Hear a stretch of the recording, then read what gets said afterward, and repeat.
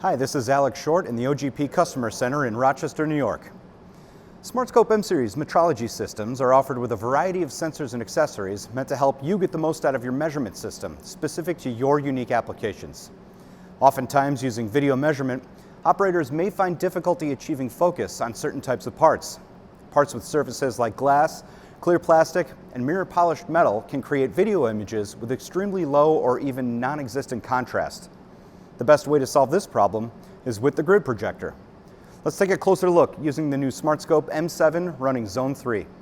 The Grid Projector is an optional accessory for your SmartScope system that works by projecting a grid pattern onto the surface of the part from behind the front objective lens using an LED source.